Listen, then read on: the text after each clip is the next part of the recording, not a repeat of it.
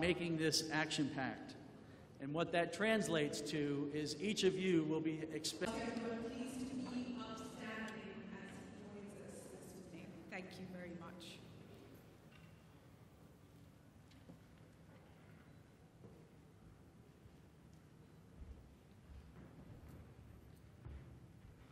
We welcome President Nana Akufo-Addo to take his seat. And also on the stage with us is the Managing Director of the World Bank, Joachim Levy.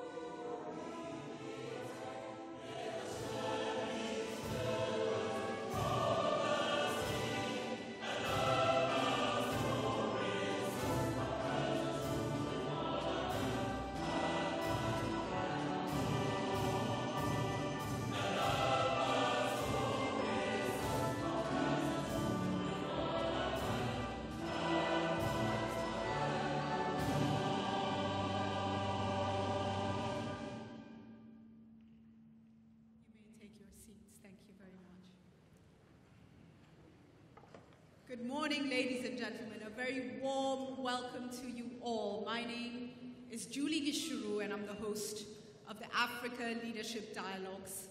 I'm a passionate Pan-African, an Afro-optimist, and it's extremely exciting to be here today. Because, ladies and gentlemen, it has become absolutely clear that the private sector lies at the heart of sustainable development for Africa, of transformation for Africa, of unleashing of opportunities across Africa. Over the years, we've dabbled with many forms of development, but we've come right back to sustainable development sitting firmly with the private sector. Ultimately, it will unleash growth, and it will help end poverty. I'd like to get a sense of who's in this room. We are here really to talk about the serious gaps that do exist, and we recognize they're there. To talk about the challenges and the opportunities and the role that the different stakeholders have to play in order to close the gaps. So if you would allow me, anyone in the room representing private sector, please put your hands up. Let's see where you are and who you are. Oh, and it's a good number. That's excellent. Thank you for being with us. Anyone in the room representing the development world, development organizations, please put your hands up.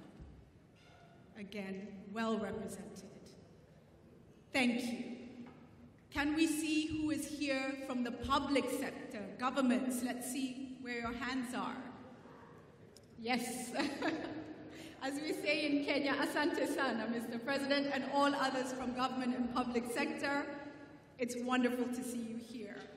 Now that we are on Ghanaian soil, allow me to quote the words of a son of Ghana, who is an inspiration to so many Africans even today. And he said, "Action without thought is empty. Thought without action is blind." Those are the words many, many years ago of Kwame Nkrumah. And so we are here today to ensure that we have thought in our action and that we carry out, implement the things that we promise to do and the opportunities that we clearly see that exist.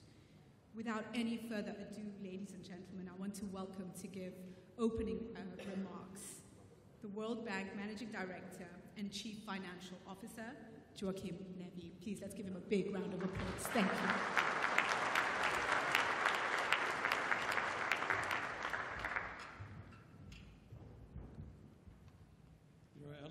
Excellency, President of the Republic of Ghana, Nana Akufo-Addo, Nime, Name, Nanamon, Honorable Ministers of Ghana, Côte d'Ivoire, Sierra Leone, members of parliament and the diplomatic corps, representatives of the public sector and particularly the private sector, distinguished ladies and gentlemen. Okay. On behalf of the World Bank, it's my pleasure to welcome you all at this third annual Development Finance Forum, the DFF, in this beautiful and dynamic city of Accra. It is a particular pleasure for me. As some of you know, I'm Brazilian, so I think that I feel very much at home in this place. So let me start by saying Medasa Pa, thank you to the Ghanaian government and counterparts for their warm welcome and hospitality. This year's DFF is particularly special because it's the first one in Africa, and we are delighted to see such an overwhelming interest from the continent, from people from here in the event. It is notable that half of the participants represent the private sector, while the other half come from the public sector, think tanks, and NGO. We just saw that. This kind of diversity provides a great setting for success in the DFF. For those of you who are new to the DFF format, let me tell you, it is one that includes no presentations, only very few panels. Instead, we all, each one of you and us, roll up our sleeves and work together in design sessions, special group dynamics, to uncover issues and innovate solutions to complex challenges that hinder private investment. Since 2015, this forum has played a critical role in shaping the development finance dialogue. Let me recall that, for instance, in Rotterdam, back in 2015, collectively, we laid the ground for the Multilateral Development Bank's commitments in the Addis Ababa Action Agenda that enshrined a very important role of the private sector in development finance, a real change in approach and I would say almost in paradigm. In Dublin last year, your comments and feedback helped us refine the design of what you call a private sector window in the groundbreak IDA 18 replenishment process. And I believe in the next 2 days, you hear about this private sector window and how it can increase the development impact of private finance and economic growth in Africa. You're going to see how it works, what it can achieve. The purpose of this year's DFF is there to come up with creative and concrete ideas to unlock and spur private investment in the African markets. This will not happen, however, without alignment of public and private interests. Let me tell you that yesterday I was in Abidjan, where we participated in discussions with public and private sector representatives. We have His Excellency, the Minister of the Planning and Portfolio, Government Portfolio here, and he participated in these discussions yesterday, and they were very productive. And there, again, we brought together the public sector, development institutions, and the private sector. And we heard very important and useful things. Through my interactions, I saw once again there is so much potential in Africa. Yet this potential, we know, has not fully been realized yet because of some challenges that countries face in attracting investment, which is critical to achieve our sustainable development goals and also the World Bank twin goals of eliminating extreme poverty and sharing prosperity. Well, of course, this is very unfortunate, particularly in this time, when you do see so much money, so many savings around in the world earning so little returns, such a low yield, when we know that probably if they could get here and find the adequate returns, they would have not only a tremendous impact in the countries where the money is deployed, but also create meaningful income streams with higher yields, not exaggerated, but higher yields than most savers get today. We know that a very large fraction gets negative returns. So we really have to work very hard to take advantage of this unique opportunity. I think that, like I said, the impact here would be very important, especially if you channel part of these resources to climate-friendly, climate-smart infrastructure. And we take advantage of the young demography that is a hallmark of Africa. But for this, of course, we have to work to boost the confidence of investors, not only the foreign investors, but especially the domestic investors, the domestic savers that want to mobilize their resources and put into productive use. So at the World Bank, we've been working to achieve that through a new approach. It's the so-called cascade approach. And what is that? I'll take just 1 minute to explain, because it's something that probably is the first time some of you are hearing. In the most simplest terms, this approach prescribes that we first consider private investment when we think about projects, and in particular infrastructure projects. Then, if you realize that just on a pure commercial base, a project will not be affordable, we'll look at public-private partnerships where the government also brings some support. And only if not even this is available, there are sectors or there are situations where the public investment, pure public investment, cannot be replaced. But we always make this thinking so that we are sure that we're using the scarce public resources in the most efficient way. Of course, this is not a panacea. Like I said, if you just think about the size of the requirements for infrastructure, sometimes 10% of GDP, we are not going to finance everything just with foreign investment, because otherwise the burden of the debt will be too big. We have to do some things also through the budget, and some things with the domestic capital market also to create revenues for domestic investors, but we get a balance. For that, of course, we need something that Ghana is doing very well, which is to stimulate friendly business environment with adequate reforms. And we have also to develop innovative financial instruments that will facilitate this crowding in of private investment. With these, I'm sure that you'll be able to use in the best possible way the scarce resources, including the 2.5. In discussing the howness, how can we work together to unlock private investment? The DFF journey, for those of you taking notes at home on our agenda, happens in 3 phases.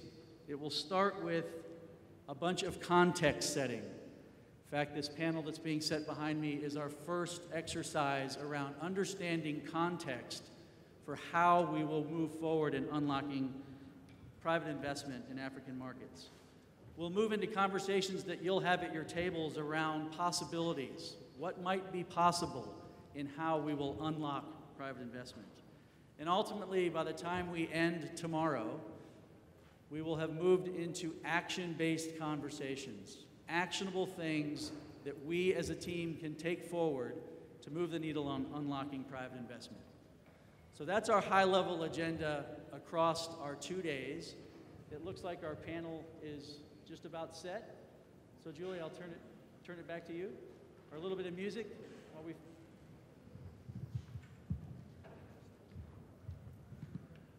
Thank you. As we are just setting up the mics for sound, allow me to welcome our panelists to come up and take their seats on the stage. We have an incredible panel to kick off the discussion this morning on private investment in African markets. We're here to set the agenda.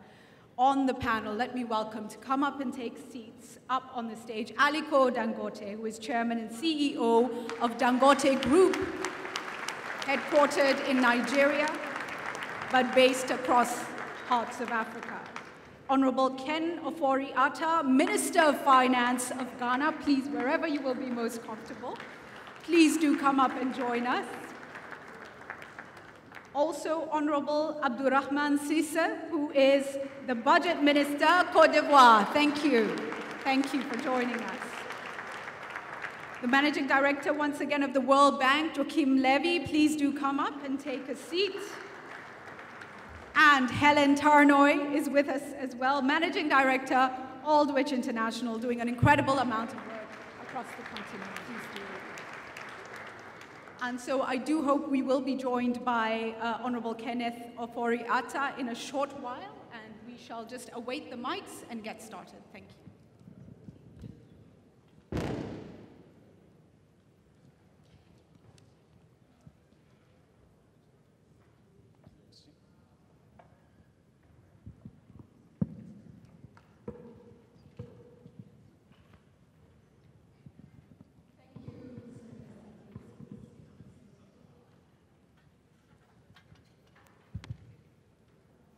And so we will get started with our panel session, and so we don't have to wait for the mics. I'm going to pass mine around if you are all right with that, and we can get on and not waste any time.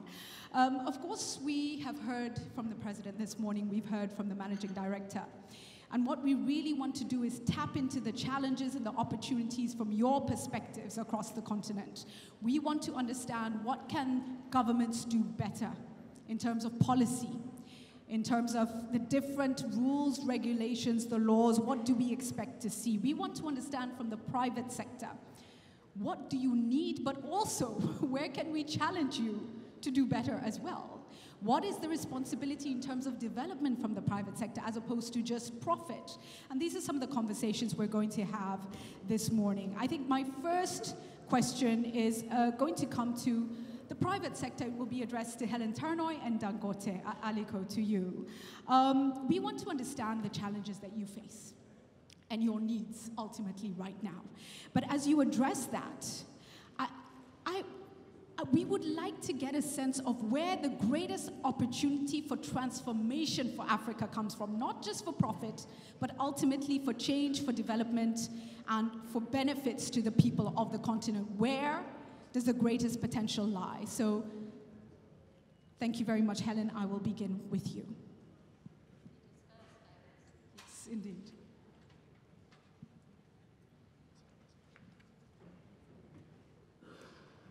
Try again. Can you hear me? Okay, thank you. Good morning, everybody. It's a big question, and I think if I had $1 for every time I was asked that question, I'd be a richer woman than I am. And there's no single answer. I can only talk for the energy sector because it's all I really know about. And you know, in the end, it's not just about profit. I mean, if we don't make a profit, we can't do the next project. Everybody knows that.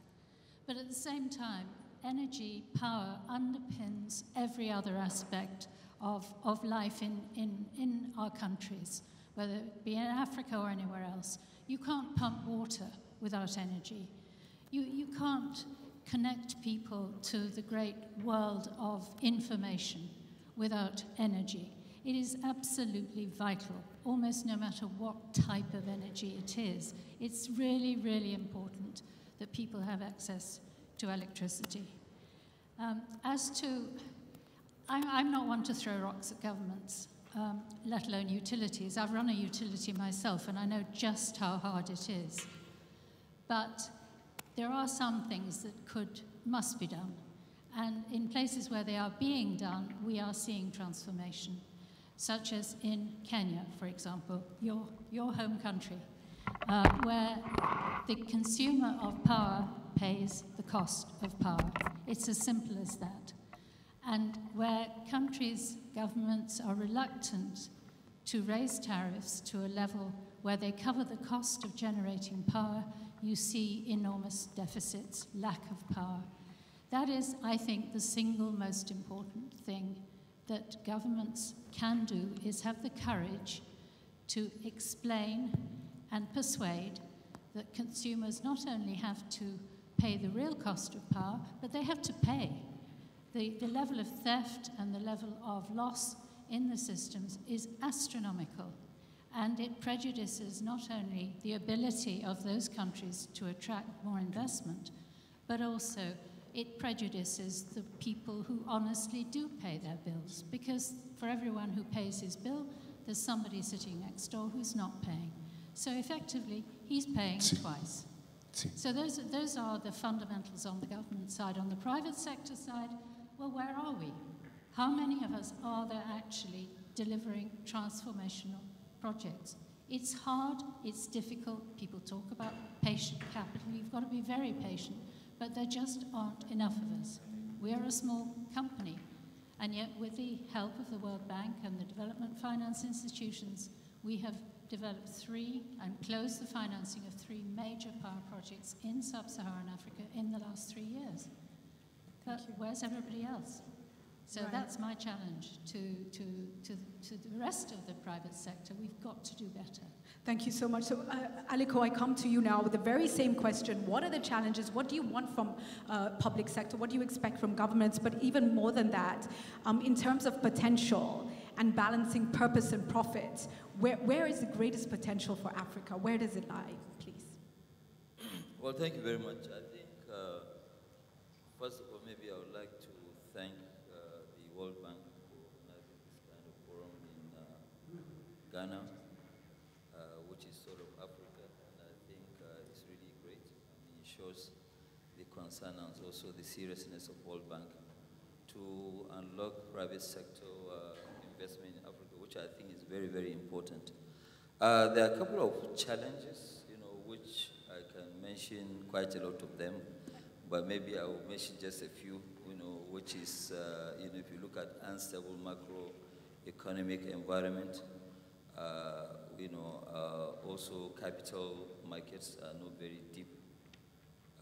There's poor infrastructure, and then you look at the absence of, single-digit interest rates, because with the kind of interest rates that we have in Africa, it is very, very difficult to develop in terms of, you are paying 25%, 30% interest rate. It is almost impossible, to have a growth. So we need to really find how do we resolve this issue of high interest rate, poor legal and regulatory framework. And one of the biggest, I think, that we need to look into 2 things which are also hindering, development. One is power, and I keep saying that no power, no growth. So we need to make sure that we tackle that issue of power. And then inconsistencies in government policies.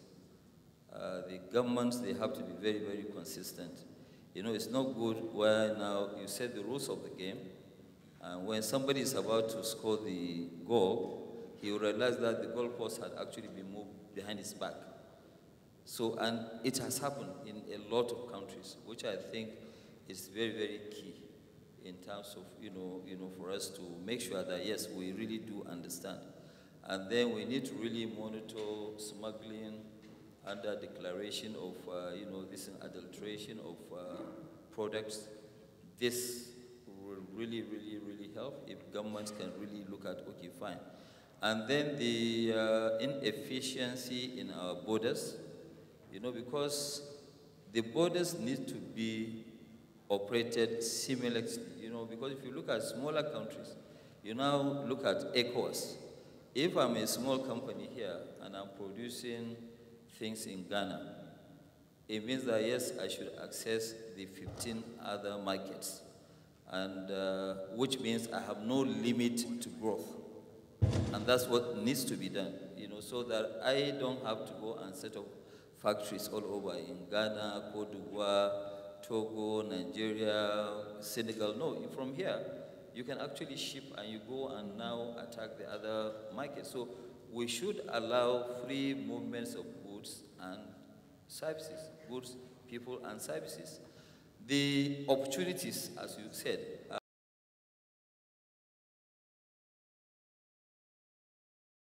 is almost 20 hours every day. I cannot quantify the opportunities. We have an enormous amount of opportunities. Let me give you, for example, today in Africa, our imports of food alone is about 35 billion. It's going to 10 billion by 2025. By 2025 is just next few years. 2025, you're talking about 7, 8 years at most. So you look at it now, for example, just 2 items, or maybe 3, the amount of sugar, the amount of rice, the amount of maybe wheat we import in West Africa is madness, you know, and we are saying that yes, Africa has 65% of the arable land today as we speak. So if you have this kind of arable land that we have, and when you look at the world map, you look at the latitude of where Africa is, or mainly West Africa is, it's the same with Brazil. So if we are able to produce most of these agricultural things in Brazil, why can't we produce them in Africa? So you can see that the opportunities are there, and we have tried.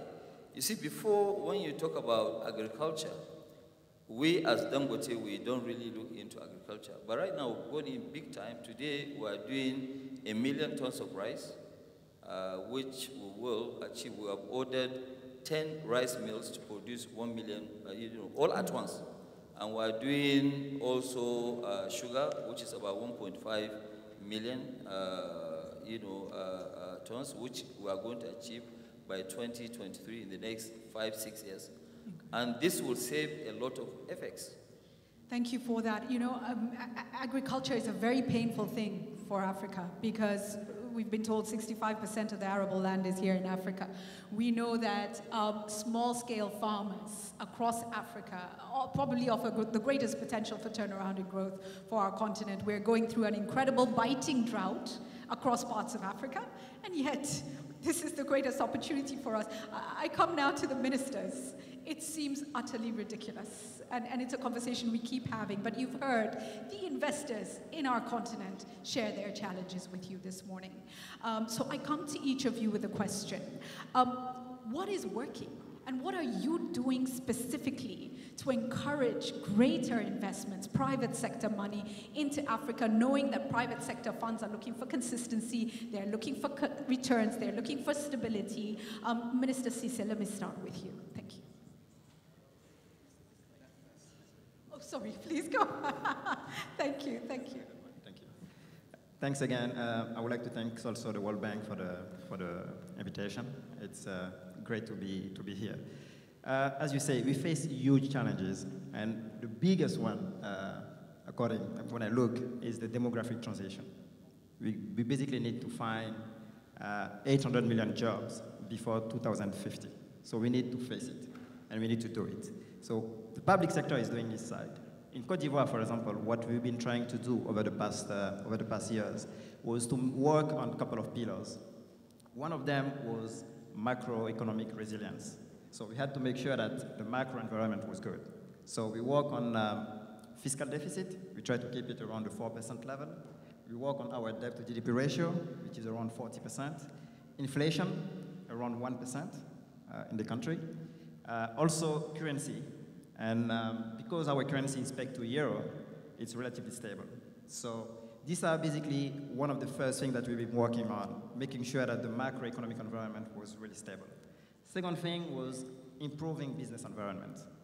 It was a nightmare for companies to open business in Côte d'Ivoire.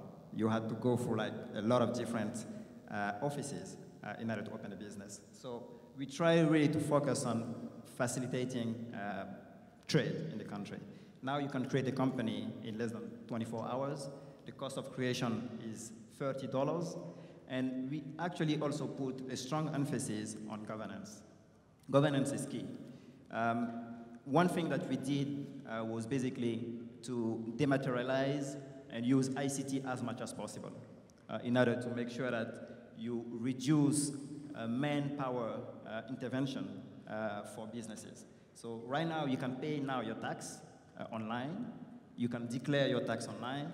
There's a lot of different processes that you can do online without going to the tax administration, for example. We also work on tax fairness, because there's nothing worse than see your competitors paying tax and you don't pay tax.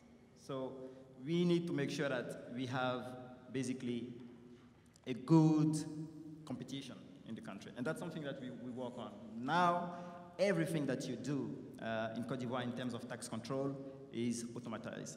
So we basically have our database, and we know exactly which company we need to go and look for. So this is basically the thing that we've been working on in order to make sure that things get better. Now, I'm glad to hear that the Dangote Group is working on rice. We have that challenge in Côte d'Ivoire. Rice production is a big challenge. We keep on importing rice in our country. And there are a couple of other commodities that we keep on importing. So we want to hear also more about what the private sector needs. It's a win-win situation. We need to know better what they need so that we can actually work together and do something that works. And this is exactly the kind of engagement. It's first and foremost the willingness to engage, the building of trust. And I actually see movement forward in many ways through these kinds of stakeholder engagements. Minister Ofori-Atta, your actions with respect to this, but also, you know, the critical issue was raised by Aliko, our borders. Our borders present such a challenge to us, and yet they are such an opportunity. Intra-Africa trade, please, over to you.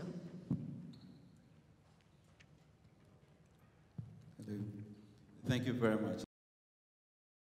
First, thank the World Bank for this, and welcome all of you to our beautiful country. Thank you for coming.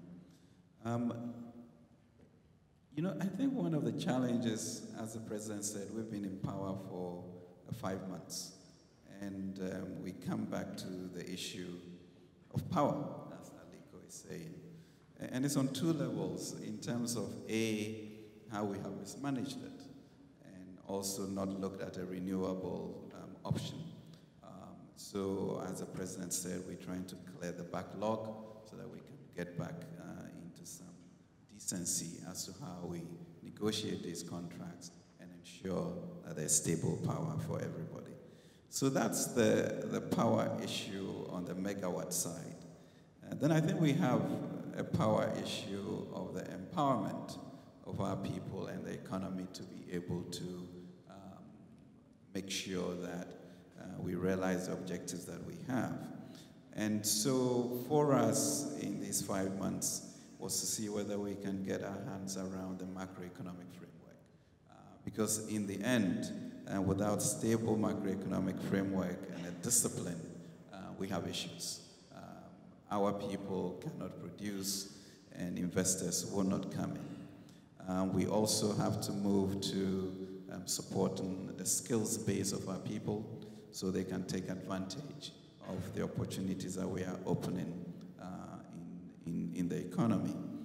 Because we need to be very deliberate about indigenous empowerment to be able to partner with foreign partners who are coming. And that's something that means skills, making sure that the financial environment gives them opportunities to be able to partner on an equal basis. And basically create what we call economic freedom. And that led to the series of abolishment of taxes so that people will be free to use their creative energies. So that's something that we constantly think about. And we are running a budget deficit.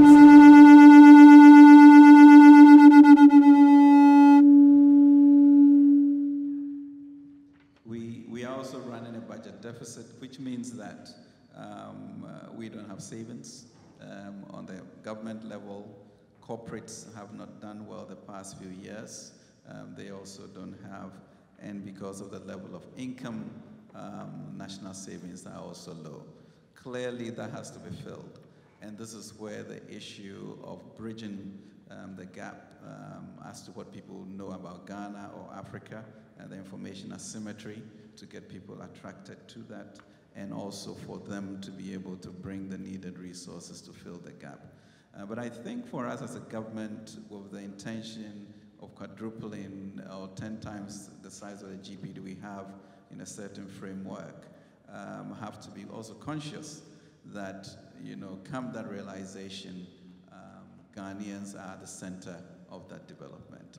So yes, create the macro conditions, embolden your people, empower your people to be participant in a shared space, and then let the world, move in a direction that we are looking for. I will assume that the mic was agreeing with you when it roared. So, but I like that you're referring to the hardware and the software as well. So the need to really empower the thinking. And I'll stay on that note as I come to you, Joachim, and the absolute need we have to grow, empower, and support small and medium-sized enterprises across Africa, and to really assist the most fragile of economies. Let me come to you on that.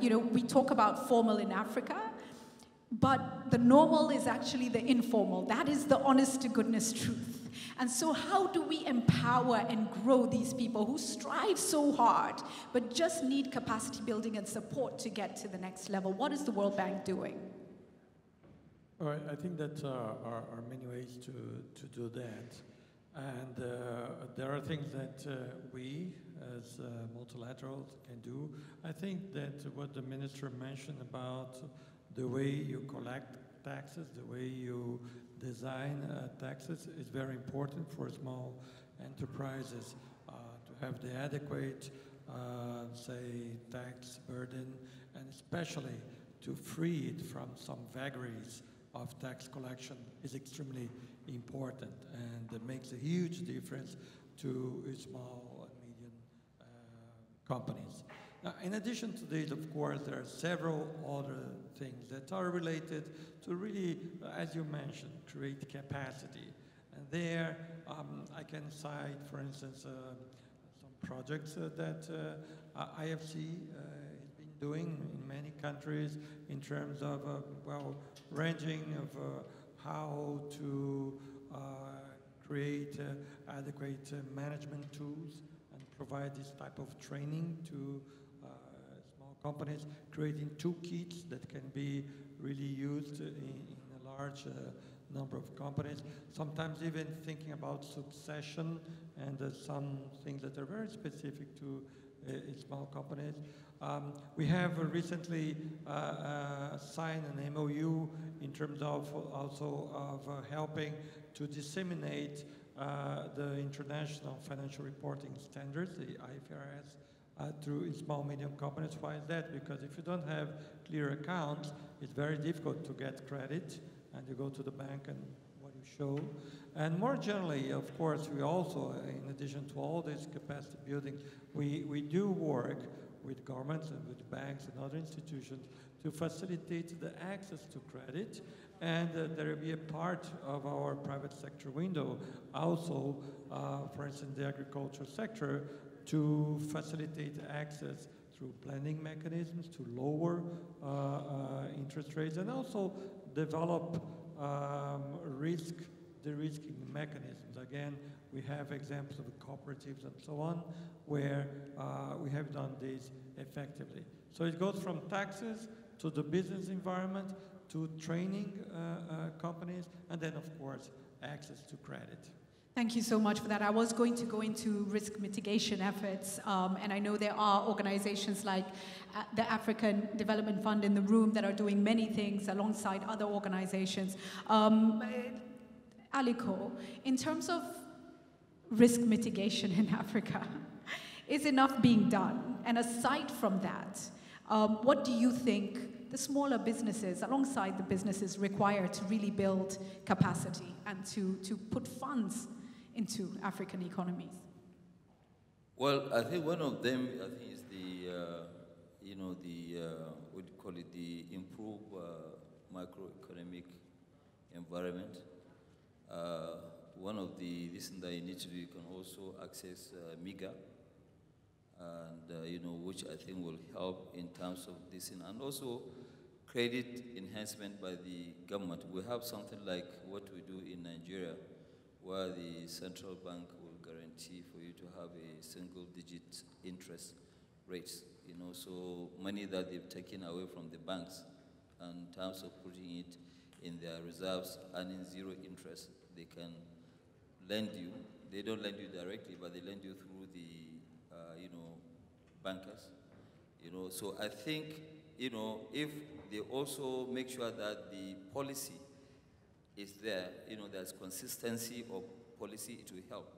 But the biggest of them all, most of these small businesses can never ever survive without a stable power.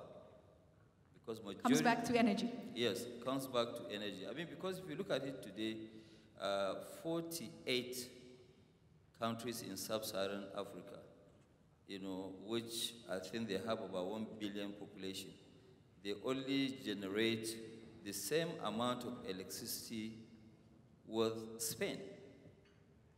That does not make sense. I mean, a place where I come from, for example, it's a place up north called Kano. We have about 21.8 or so million population there, okay, in Kano. But the entire power supply we get from the grid is less than 35 megawatts. And when you look at it, majority of our cement factories, they have dead capacity of 45 megawatts each. So these are the issues that we need to do. We must help them in terms of making sure that the power is available. Because if not, they will never ever grow. Because most of their money will keep going to diesel, buying diesel to generate their own power. They have to service their own generators. Because most of these generators are supposed to be standby. But the generators are the ones that are giving you consistent power. Then the grid gives you standby. Thank you. So, Helen, of course, I have to come to you, and I really want to focus the next question on the right tools for fragile areas such as Kano, where the energy is very little. In Kenya, in the northern frontier counties that sit alongside Somalia and Sudan, we have similar challenges. Nobody wants to go in and invest in those areas, and yet the potential to transform conditions is so immense. So are there enough tools, and if not, what would you suggest needs to be introduced? Well, another very difficult question. The glib answer is that we will go anywhere, but that is caveated by the statement, we will go anywhere where our people are safe. We are currently trying, or have been trying, to develop a power project in South Sudan. If anywhere needs power, it's South Sudan. But I can't send people there if I think they're in danger, so I'm afraid that project is on hold. It goes back again to what I said earlier. There just aren't enough people willing to do the hard work that it takes to get these projects away. You could accuse us as a company of having taken perhaps the easier route. We have projects in construction in Kenya, in Ghana, and indeed in Nigeria. And so why aren't we doing things in more difficult places? Well, actually we are. We have a project in advanced development in Chad, which is not an easy place to do business.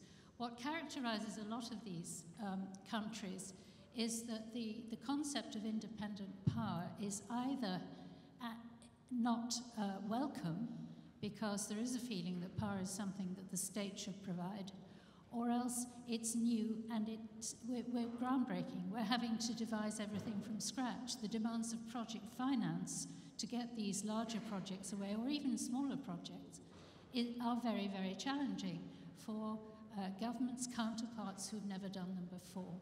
But this has to be done, it has to change. It's not all doom and gloom. We are seeing movement. But as Aliko said, without power, people are stymied. There's very little they can do. And so we must find a way to attract more investors into power. We do not see the big US and European utilities investing in Africa. I'm not very sure why, because when I started working in Africa in the late 90s, the US utilities, I worked for one of them, were investing in Africa, but they have left. They've gone to places where, frankly, it's easier to do business. And we need to reverse that trend. And I hope that over the next couple of days, we will find ways of reassuring people that the perception of risk in Africa is a lot greater than the actual risk. The World Bank has facilities which mitigate financing risk as long as governments are willing to play their part in ensuring a macroeconomic stability, in ensuring that people pay their bills and that they are told that they must pay their bills. We will get there. Thank you for that. So it brings me back to the ministers and to the government role in really de-risking and reducing uncertainty. We are interdependent. We heard it from the president and we've spoken about it. Our greatest opportunity lies in trading across borders, whether it's energy, whatever it might be. What role does regional integration, what role does cooperation play in all this? And you might be doing wonderful things within your country, and if your neighbor is falling apart, you know, how do we start to ensure, and in particular right now in East Africa, it's South Sudan on fire. It's South Sudan on fire. So how does Africa stand up and ensure we are safeguarding the gains that had been achieved, but also ensuring that as a continent we're able to move forward by stabilizing our countries? It's not an easy one, but what do you think, Minister Cisse? You can start. I mean, regional integration is key. Nothing to discuss about it, but it's not that easy to be done because every country has its own sovereign things that sometimes they want to keep. But we have to work towards regional integration. If you look at Cote d'Ivoire, for example, in energy, we actually export energy to our neighboring countries. Between 2011 and now, we increased our capacity by 40%. And most of our neighboring countries actually receive part of the energy that we produce. This is something that we definitely going to continue to do over the next coming years. IFC has invested in some of the projects that we have in order to help de-risking, because risk was one of the big issues. And we use MIGA, we use IFC in order to facilitate some of the transactions that we did. Still, if you want to keep on talking about regional integration, you basically need infrastructures between a region, which is really difficult to finance. And that's where we need also to see how all the DFI can actually help in financing intra-regional projects. That's really important, and that's really key. Now you have another way of developing intra-regional trade. It's not only physical infrastructure. We can also look at all the technology solution that we can have in order to reduce the financing need that we need. If you take, for example, mobile money, Kenya is definitely one of the leaders in the sector. Cote d'Ivoire now is actually also working towards using everything that we can do in terms of mobile money in order to facilitate things. But we need to see how we can work on de-risking. And on that regard, in Cote d'Ivoire, every year we spend $50 million in feasibility studies on the budget. So we take a couple of projects that we know that the private sector won't necessarily come because they don't have a lot of information about the project. We finance it ourselves to get minimum feasibility studies. We put it on the table and say, these are the projects that we want to do. These are the feasibility studies that we have. Please have a look.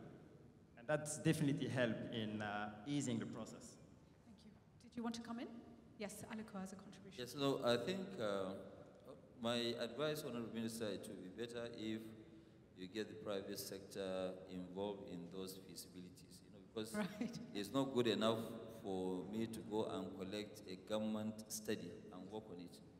Because if I'm going to invest my own money, I would like to be sure of what's going on. So I need that independence in terms of checking, and so that you don't spend so much money doing feasibilities where I think mainly maybe you need to advise people which areas that you think are the hanging fruits where people can invest. That is one. And I think one of the issues that we can develop in terms of infrastructure in Africa mainly, which is lacking a lot, it is better to do a PPP rather than for government to go and do it on their own. Because government does not have the capacity and the capability of doing it best for, value of money. So I think it's Right, one of so my that, advice. and that's where the stakeholder engagement is key. Government is not innovative just by its very nature. and so you must engage the private sector. Is there agreement in the room? I see a few smiles there. I come to you now, Minister Ofori-Atta, and Paul Kagame, give credit where credit is due, is showing Africa how we can do things in a new way, has opened his borders, is using innovation. And what can we learn from what is happening in Rwanda? What is Ghana doing maybe in that regard that is similar? And we did hear some things from the president, but what is frontline that each of our countries must be doing, particularly when it comes to the question of borders, integration, and the role we play in stabilizing each of our economies? Thank you very much. The issue of borders and integration, I think the past 6 weeks or so, our president has been around the region, just really looking to reignite the sense of purpose that ECOWAS represents. And the neighborhood effect is real. If your neighbor is not doing well, and that there's going to be some migration that you can't manage, and given that our borders are not well controlled, it becomes a challenge. I think recently we are looking at a strategic partnership with Côte d'Ivoire to see how we can share power, information, and make sure that the relationship between the two countries are strong. I mean, to realize that between Ghana and Côte d'Ivoire, we have about 60–70% of the supply of the world's cocoa. And the two countries still remain price takers for cocoa. It's just quite criminal. And it's simply because we have not been talking as sovereign countries, in the same region. So I think those are important things that we should begin to realize, that the neighborhood effect takes more away from us than what we gain by being supposedly independent. I think the borders for ECOWAS are interesting because on one level, you do want the freedom of movement to facilitate sort of a regional market. And really for us, it's, I guess, digitalizing, ensuring that you know who is moving in and out, so that as your country prospers, it radiates across for us. So coming to Paul Kagame, the issue of innovation, there's a lot of Ghanaians actually who have been working in Rwanda for the past 20 years, and we are trying to get them back to come and help us do that. But it's just accountability, knowing what each citizen is doing, or each citizen is programmed in a way that you know the effect that you have on them.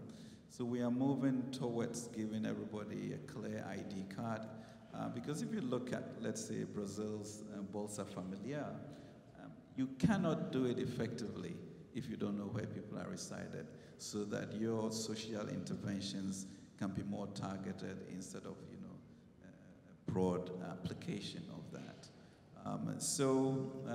I think really, in effect, let's be serious about regional integration.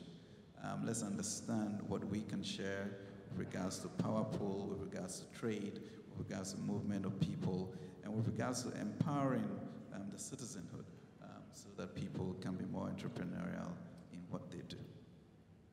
I'm going to come to a quick round of final statements from each of you. We're nearly winding up. But I wasn't scheduled to take, comments from the floor, but I do want to take 3.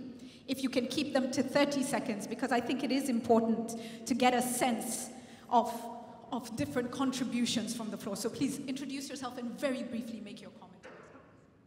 Thank you very much. My name is Pakai Kamara. I'm the CEO of Seraka Food Processing Company in Sierra Leone. Actually, this goes to Mr. Alhaji Aliko Dangote. We have set up the first meat processing factory in Sierra Leone. We have a capacity to process broilers 1,000 an hour. And cattle and small ruminants, we can do 50 heads per day. The the major challenges feed, which involve maize. During your presentation, you mentioned sugar and rice. What about the possibility of maize? Wow, thank you for that. Very quickly. Hands? Yes, no? Yes, please. Is there one more? Is there a lady? Sorry, I have to be gender sensitive. There is a lady, okay. Chukwemeka Chikez here, Sierra Leone Opportunities for Business Action. What does the panel think could be the one thing to really address the informality that where we are in Africa, the majority of Africans are forced to scrabble for a living on a day-by-day basis. There's a big gulf between the formal sector and a lot of what we're talking about and the informal sector. How do we address that? Because without addressing that, the political challenges will actually make it impossible to maintain stable states, etc. I'm a firm believer in building the informal, which is the foundation of many of our economies, actually. Thank you. I'm Her Royal Highness Princess Abse Jigma from Burkina Faso, engineer in electricity by profession. So just building on the informality, I created a global expertise app for the informal sector because we do have innovative solutions. I just come from Burkina Faso yesterday where we launched with the youth. They have great ideas, and it's important that they also protect their intellectual property. And I hope that the private sector window will also consider this one. And indeed, the informal sector is the basis of our economic growth. In my country, 45% of our GDP coming from the informal sector. And I think that you really need to work also with the women. We didn't talk about that. Thank you for making your question gender balance. And please trust us, we have tools, we have it. So put the money on the table and we can start working because the private sector is already organized. Thank you. Thank you so much for that. So important, brings us back to the informal sector and how we need to support the informal sector. The question of women. We know women hold this continent on their shoulders. They manage farms, they manage families, they struggle every single day, and not enough credit is given to the work that women do in this continent. So maybe I will allow just very quickly comments on supporting the informal sector and the role of women and empowering women in growing Africa. Levi, I'll start with you. Thank you. Thank you. I think that fintech, for instance, is a way to address informal sector. One of the main problems of informal sectors is exactly you don't have records of what you do, so that you don't build a track record so that people can give you credit, can give you access to things. Now the new technologies are actually, everybody who has a cell phone is building this type of track. So we see that the means of payments can, if you have a platform like in Kenya and other countries, it really dramatically changes the dynamics of inclusion in the economy. Thank you so much. Aliko, I'll come to you last because you also had the maize question. So, Minister, let me come to you next. Thank you very much. I think for us, the issue of the realization that the informal sector is huge, but somehow we are having a psychosis and making them invisible. It's a problem. So the issue of the national ID card is key, because through that you can have direct interventions policies that addresses that. And for us this year, the national budget for 2018 coming is going to be undergirded by the issue of SDGs and gender, so that the awareness and clarity is there, and all ministries will then have to respond to an environment in which we are saying the combination of SDGs and gender is really the future, and that's what we are trying to design now. I guess I have to. I think that there is a link, obviously, between the informal sector and women. Women are overrepresented in the informal sector, and that's no bad thing. After all, if the informal sector flourishes, it supports the formal sector. So if you're being optimistic, as I always am, it should be a win-win situation. The World Bank itself did a study not long ago on a group in rural South Africa that showed that economic activity among women increased by almost 10% when they had access to power. So if they can run sewing machines and all the other things that women often do while juggling all their other responsibilities, providing power is as important there as it is for the big businesses. So I'm optimistic. There are lots of ways to provide power to people. It's not only people like us who build large power plants, but it's distributed power, it's small power projects of various kinds, particularly renewable ones, that will be the future for encouraging the informal sector to develop and finally join the formal sector in due course. And I understand Tanzania is doing very interesting things around microgrids within communities as well. Minister Sise. Yeah, so same as they already said, informal sector is key. We need to have them move from the informal sector to the formal sector. So first thing that we believe is we need to ease the process of creating companies, to give them incentives to do it. Otherwise, they don't have any incentives to do it. Second thing, you need to give them access to market. And that's something that we try to do. Right now, in the budget, we make sure that 20% of all the procurement goes to SMEs. So they have an incentive to create the company. Last year, we did a tax amnesty to say to all companies, we just want you to come and register. So we gave it during 4 months, and in 4 months, we have more than 6,000 companies that came and registered. So there is definitely something to be done. We haven't found the good solution, but we're moving gradually towards it. We need to have the informal sector coming. We gave also tax exemption for 2 years on a couple of taxes, so that 2 years after your creation, you don't pay taxes. We reduce import tax on all the IT items, so like on computers and all. Now the tax is around 5%.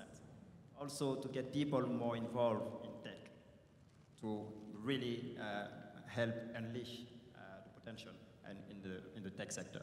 So we're really open for business. I think there's definitely great opportunities in Africa. There's a problem of risk perception, and we need to fix it together with the private sector. Thank you. Aliko, over to you. And you had the maize question as well. Okay, thank you. Well, I think the informal sector, they need quite a lot of, first of all, market. Number 2 is to do with training and also credit. What we are doing, as a company, we have our foundation, which we partner with the bank, because most of them, they get very, very high interest rate, maybe 5% a month or whatever. So what we've done is that we've signed an agreement with the Bank of Industry, because since we are not a bank, but our foundation gave the first tranche of 2.5 billion, and we are now about to release the other 2.5 billion. We will give them 10 billion naira, and which they will also match. But our money attracts 0 interest. Their own will attract 10% for administration and whatever. So eventually they will get interest at about 5%. So if they get that, then that will help them, quite a lot. And we also do help women, where we give them some seed money. This is just free money. And we do it in almost like 1,000 people per local government in Nigeria. We started that 2 years ago, and we hope by next year we're going to finish, which is almost about 10 billion naira, which we are giving. That is in terms of helping. Then in terms of training, we have what you call Cement Technology Institute. We will be launching to train 100,000 people every year for the next 5 years. And this will be free training. They will be given a certificate where they can now go and, fend for themselves. So that is one. On the maize issue, well, we are not yet into maize, but what we're trying to do now on maize is to assist and help those people who are growing maize in terms of changing the seedlings so that they can be having high yield. Because the biggest challenge we have in Africa is that the yield per hectare is always very low. You see somebody now, for example, growing maize, and he's having only 2 tons or 3 tons per hectare instead of something like 8, 9 tons per hectare. So these are the issues where we are also trying to help to assist people who are doing maize. We are not going to do maize directly because we cannot be everywhere. Okay, I can tell you've been watching, if you've been watching politics in East Africa, maize is big, so, but that's a story for another day. Final question, literally parting shot in under 30 seconds. We need to achieve these SDGs. We are all in this. We only have a few years, I think it's 2030, where you're sitting with the responsibility you have and the influence you wield. What do you hope to achieve, either in your organization or in your government by 2030? Joaquin, I'll start with you. Oh, of course, by 2030 we have our twin goals, and that's what we want to achieve. I said eliminate the poverty, extreme poverty, and share prosperity.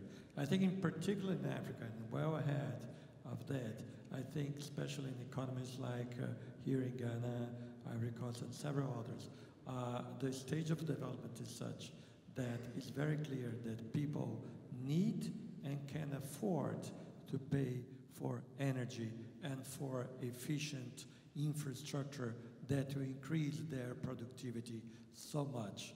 So this is what we have to focus and achieve, and I think that through the cascade and the private sector window, we are in a good position together with governments to get there. Thank you so much. Aliko, please. Well, I think my own thinking is that, well, my own dream is that I think both private sector and public sector should team up together and see how we can get our people out of poverty, creating jobs. And the only way to create jobs is to focus on industrialization and agriculture, and also supplying enough power for our people. And I think if we can really target that, then education, of course, to train the people who will run the businesses going forward. With this, I think we'll achieve quite a lot. If we're going to take 10 different things, we might not achieve much. So let's pick up the most important ones, 3 to 4, and I'm sure we'll get there. Thank you so much, Minister Sise. It's hard to speak after the two of them because I'm really in the same direction. I think the biggest challenge for the continent is demographic transition. So this is the biggest challenge. Thank you so much, Helen. Well, I hope that by 2030 I shall be happily retired and looking after my grandchildren. But until then, I just hope that we can go on doing what we are doing now, and that we can go on providing the power that's so desperately badly needed throughout the continent. Thank you so much, Mrs. Faria. Thank you very much. I mean, I think, you know, in coming into government is just the realization of the waste that we have and the issue of corruption. And, you know, going around the country and asking why a fellow citizen should experience such raw poverty. And it sort of challenges your very humanity as to how this can be possible when you come and look at national accounts and see what you are wasting. Anyhow, the challenge, as I mentioned, for us now is how do we create a budget in 2018 which clearly has SDG values and gender values, because that is the core of our informal sector. And how do I create a situation where the awareness is national and it's not an issue of only government addressing that? So our hope and expectation is that by using that as a basis, we'll really address the fundamental issue of citizenship responsibility for this poverty and be able to cap down corruption. Because there has to be shared prosperity.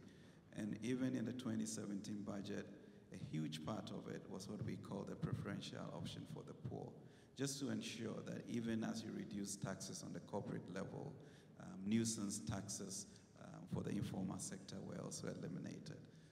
So we're really hoping that the country itself's awareness will be enhanced by how we frame the budget, and in that we'll have a society that is more humane and that is just fairer and just for all. Thank you. Thank you so much. Let me end by saying it's not their question to answer. It's all our responsibility to have an answer to that question. And quite a few years ago, I was able to attend a leadership course at Harvard. You don't know this, Aliko Dangote, but it's courtesy of your Young Global Leaders World Economic Forum program. And so you're not just giving back here, you're giving back at every level and trying to build African leaders. As a result of that, I started something called Great Debaters Contest in Kenya, 500 schools last year. We're going to do more than 500 schools this year, and we're teaching all the students about SDGs and challenging each school to choose one SDG to champion. So my words as we close this session, thank you. As we close this session, let's embrace the fact that the challenge is it's not government's challenge, it's not private sector's challenge, it's not the World Bank's challenge. Each of us has a challenge, and we must step up and do something. And if we're not doing something as Africans, then we shouldn't be sitting at the table complaining. I will wind up by saying there is a press conference for the media in the Pearl Room, so please do make your way there, and I hand over to Tom. Thank you so much to the panel, please. Thank you. All right, there are 3 very important things you need to know before you move to your first networking break. Number 1, if you have not registered, picked up your name tag, as well as your very important survey, 2-sided survey, you're going to want to do that during this networking break. It's critical that we get these surveys from each of you. Very easy to fill out. We need it back within the next 30 to 45 minutes so we can use this data as we move forward in the program. So please make sure you do register. That is number 1. Number 2, social media is open, and we encourage you to be very active on social media. The main hashtag is DFFAfrica. There is a social media handout out in the lobby you can pick up. There's a selfie wall out there if you want to post some photos. We also have the graphics that my team is creating. Please feel free to be very active in social media. Once again, it is hashtag DFFAfrica. And finally, number 3, when you come back from your networking break, you will find a table number on the back side of your name tag. That indicates the table number that you will go to when you return. So you're going to want to package up all of your things, carry it with you. You'll be coming back most likely to a different table, and the tables are noted. One starts in the front all the way through 41 in the back. So please enjoy yourselves, please network, please be back in 20 minutes. See you then.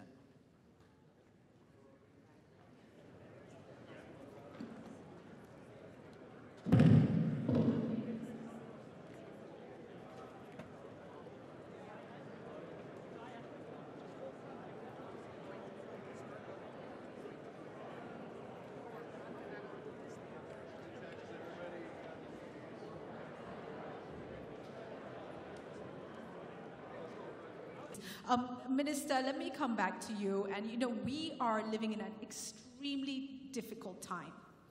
It's a dynamic time as well. But never before, I think, has the world ever hoped for the best for Africa than today. Even if it's just because some countries cannot continue to take the migrants that are pouring in.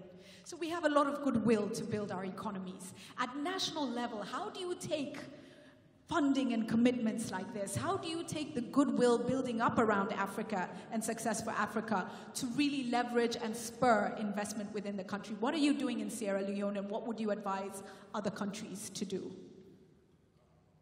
Okay. But I want to go back to the point he made about jobs. These are very critical to our countries. Again, I go back to the issue of instability. That's very important, and that's the issue. So fundamentally, these measures on paper appear to support that effort of job creation in our countries. But then we also have a saying, a proverb, that when somebody is scrubbing your back, you too should be scrubbing your stomach, the front. That's in essence is your question. What are we doing to help ourselves? What foundation are we laying? Well, we look at fragility, we look at the violence as only one part of it, but there's the other part of it, and that is the stability of the economy. And so for us, the first measure that we're focusing our attention is to make sure we have a kind of stable economy. Key indicators, the rate of inflation, the interest rate, the depreciation of the currency.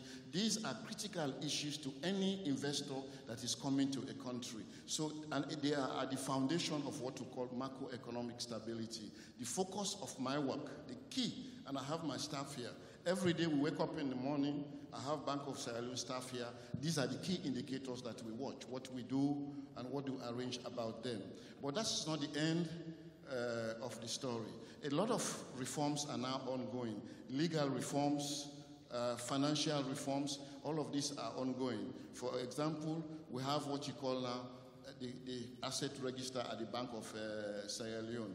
This allows businessmen to leverage their assets and so that you can access funds, and then you know there is no double dipping, because that's the whole issue about that.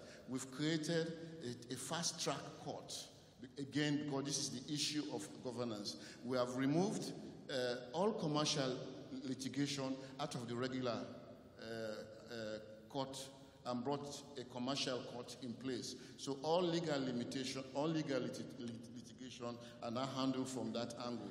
It's fast, it's quick, and it's, for a businessman, it's the assurance that in the event something goes wrong, I have a recourse, and it's a quick and fast recourse.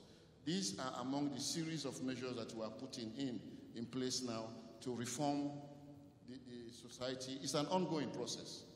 Right. So it brings me to you, Olivier, and when you look at the African environment, and of course we recognize that the countries are very diverse. There are different levels of development and growth, and you know, so it's difficult to generalize, but if you were to give advice as to critical things that need to be done in order to draw increased private sector investment, what would your advice be?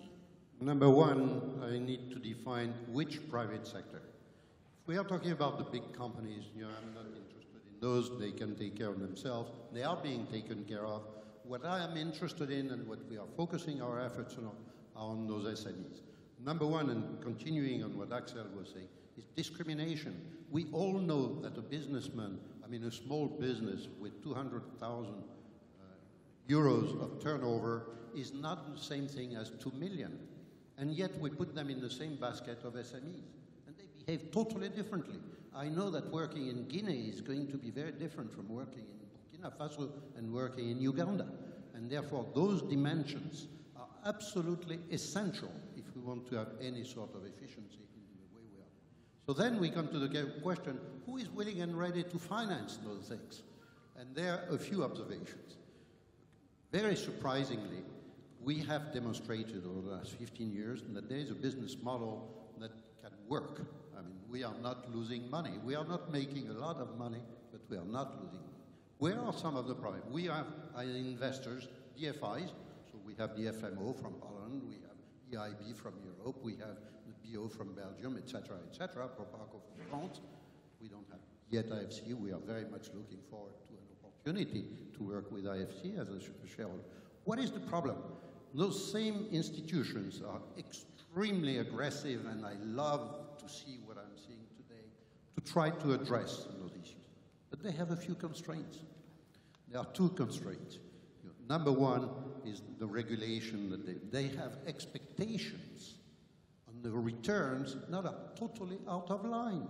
I mean, to expect that our business will provide a 25% rate of return to the investor, it's just it's impossible. It's just unrealistic. We can get companies that we finance with rates of return on average over the last 15 years between 18 and 25%. That works. The second problem is that the industry of financing is really totally wrong in using the same management fee if you manage a $2 billion fund or if you manage a $20 million fund. 2.5% at most. You know, if you really work well, 3%.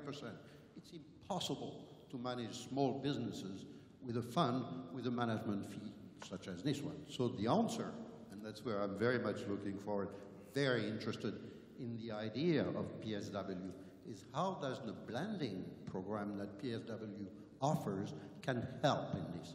Incidentally, there are many others that are already ready to reduce their expectations on the financial return if we can show an increase on the social, environmental, and governance. We have family offices, we have corporations, we have banks that are ready to finance us with this idea of reducing on one side if you can show increase on the other. Thank you for that. I want to introduce something to this discussion that maybe was not part of the agenda for the discussion, but I think is critical and is real, some of the challenges that we are facing. A lot of small businesses will tell you the cost of corruption is difficult. It's difficult to manage, you know, whether you're a trader selling on the streets of Nairobi, whether you're a farmer struggling with prices of inputs and different kind of officers who demand different things. What is corruption costing Africa, and what must we once and for all just do about it, Axel? Well, I think, I don't have the estimate, but there will be substantial, but I also, let's put it this in a way, let's not do that corruption is only in Africa, what does it worldwide? Because otherwise you get the stigma, corruption is the biggest issue in Africa, it's a huge issue in Asia, and it's a huge issue even in the industrialized countries. So that one, I think what we have to do is that you cannot solve this alone. This, the government will have to do it today. At the introduction, the president talked about it, what Ghana is intending to do, and it requires also international institutions to work. I think over the last 20 years we have made progress, certainly in terms of multilateral corporations, where we are not looking only at corruption in governments, but also from the provider side. So we have had very large multinationals also debarred and put on a blacklist. We coordinate with the African Development Bank as well as the other regional banks. If somebody is on the blacklist, it's not only on the blacklist of the African Development Bank, but of all the multilateral development banks and vice versa. So I think everybody will need to do his or her share in this I think, almost permanent struggle.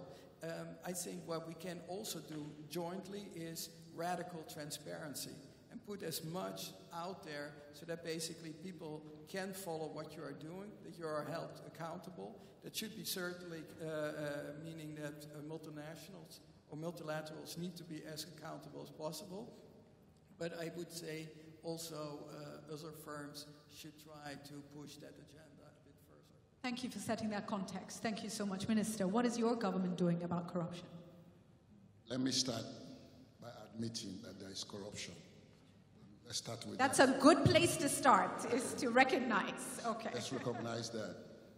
If we don't, then we're making simply a fool of ourselves.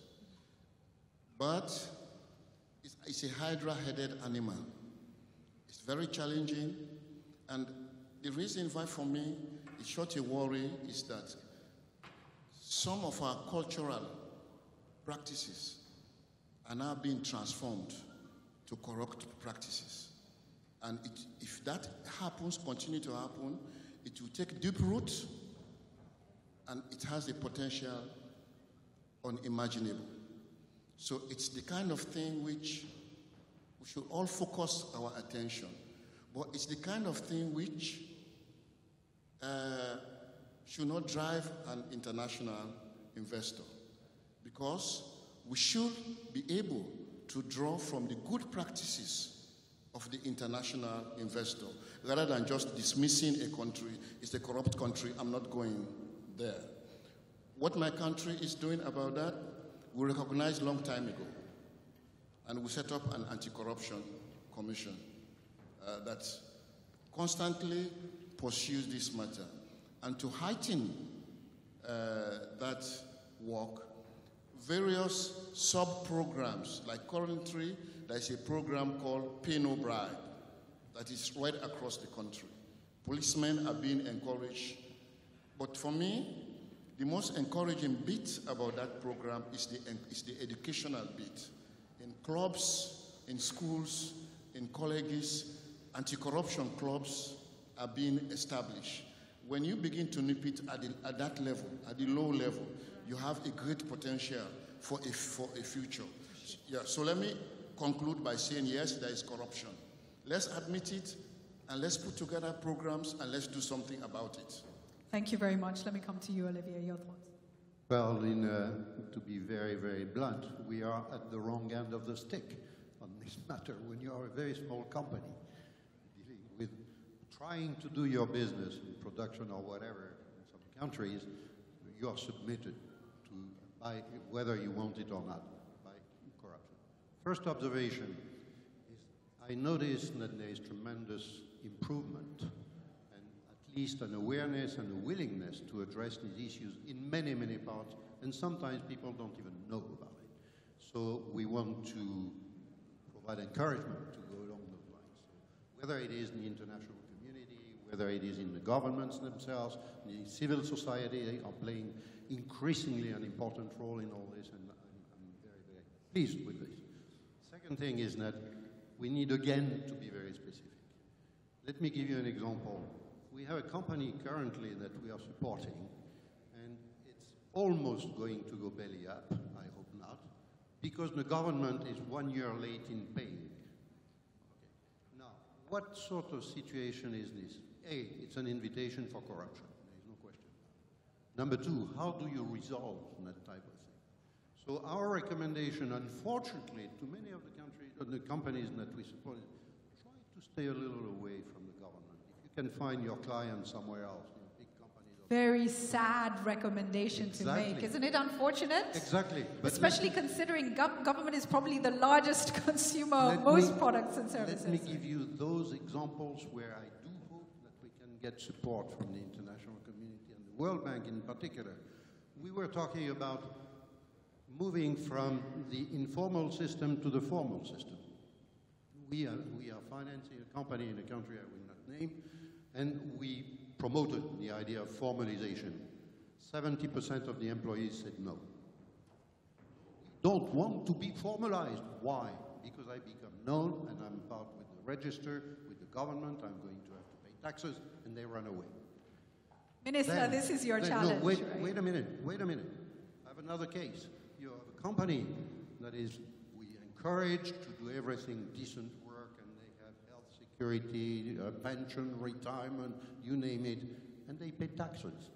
They pay taxes to the extent that they are no longer competitive with their competitors who do not pay taxes. What do you do? So then I turn to my old friends, and I see PSW and the World Bank that can join with IFC. They are the only ones, with a few others, of course, who have the capacity to take those specific, concrete cases, translate them into policy formulation to be able to get something moving at the level of the policies at the state level. Right. With all those depressing examples, we end on a little bit of a positive note with Olivier. If you were to give final words, advice to the different stakeholders, 30 seconds, I'm coming around and I want to finish with Alex. What would you be saying to the stakeholders? Really short and sharp. There is today, and over the last 10 years, a tremendous movement in support of what is known as the impact investment, meaning the investment where the other side is in social, environmental, and governance. There are lots of people, I belong to networks called AND, GIN, EVPA, I mean, you name them. They are doing a fantastic work.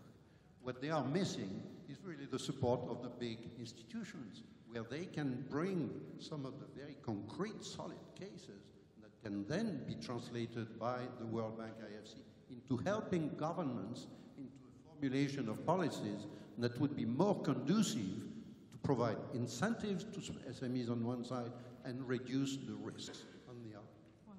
So I come to you for final comments, Minister, but I recognize the challenge that you have. It's a real challenge. We've just heard there's some people who are highly resistant to being formalized. They don't want to pay tax, they don't want to be known, they'd rather stay off the grid, and it's a huge challenge to the economy as well as to competition. We just came back, and I think there are quite a few people in this room who attended the African Development Bank meeting in Ahmedabad on agriculture. What was most notable to me is if you tried to tip the taxi driver, he said no. If you tried to tip at the restaurants, they said no. Because they have been taught to price the value of their service or product, and they don't need a anything more. And this seems to be a complete culture shift that occurred in this particular place, Gujarat. How do we achieve this? And I think you had alluded to it, but this is your challenge, Minister. Let me give you the last words. How do we move our continent to that place? Well, the whole situation is challenging. But we are up to the challenge, right? And, well, this is rising up to the challenge. This is rising up to the challenge. And what the World Bank has put on the table is a step in the right direction. If you ask me, is it enough? It's yet on paper. Let's note that. That's the first thing. How do we translate that to reality? I think that's a key issue. It's a missing link. But by way of summary, there are more things that need to be done. There are a few more things that need to be done to have a whole story. Quite of my people have been asking me 2 questions since this DFF came up. How do I access it? First question. And I turn around and say, do you have a project? And then the next question becomes, how do I prepare what you call a good project? You see? So capacity building is also... You understand? So there is a need to cross that bridge. Project preparation, facility to that, I think that will make. And like he just distinguished the big companies that can take of themselves and the other companies, and this is where, for a lot of what we're talking about, at the background is a need for capacity building, substantial capacity building. And an item that I will single out in that capacity building is technology transfer. How do I make a toothpick to sell it in the market? That is critical in this whole process. I want to also say we need to decipher and focus our attention on SMEs. These are quick, fast, the job creators. And let us don't estimate this issue of job creation in our country. And the final point I want to close with, after I will have made all these products, after World Bank, I will have used all this, where do I sell? Where is the market? It's here in Africa. It should be. It Thank should you. be. Okay, thank you you. very much. Axel, so you heard the minister. It's on paper. It's still on paper. So if you would finish by telling, and I know a lot of private sector in this room, those who are watching us streaming live online are raring to go. And they're asking, where do we go? What do we do? How do we leverage this facility, please? Well, I would say, look, you need to look why we are doing this. And there should be always a clarity in one's mind. We need to create jobs, and we need to create and foster development. And that should be the driving force. And we should have a basically impatient ambition to make it happen. I know there are many questions about all this, too many risks. How do you go about it? What I'm saying is, we have been showing that you can mobilize money for this, that you can de-risk. What is clear is that the World Bank should not stay alone. I hope that others will join. It's not only the private sector, but then other international organizations, bilateral donors, that one takes the steps to dare to do something more. We need to tackle the issue of fragility in Africa head on. We will, in IDA 18, double that engagement to $20 billion, of which probably $16 billion will be in grants. We need to do more, and that will need to be in an international coalition with governments, private sector, international organizations. Nobody can do it anymore alone, but what we need to do is to work that problem harder. And I think what the World Bank Group is willing to do is to go that extra mile with friends of the IFC and MIGA to develop the necessary projects. And yes, we are willing to risk. And I hope that others will also join us. This is not naive to this. We will need to take calculated risk and see what we can do. And then be in a complete also learning mode, how we can basically tailor these programs according to the country needs where we are working. Right, the country needs, the development needs in the communities. And if people want to get more information right now, is there a website they can go to? Where can they go? again, go to the World Bank website, worldbank.org, and then IDA, and we'll put that here also up on the screen where they can go. Thank you. We'll share that information. Thank you so much. I'm going to hand back to Tom. We didn't have time for interaction with the audience, but please continue tweeting and sharing your views. And over to you, Tom. Please, let's give a round of applause to the panel. Thank you so much.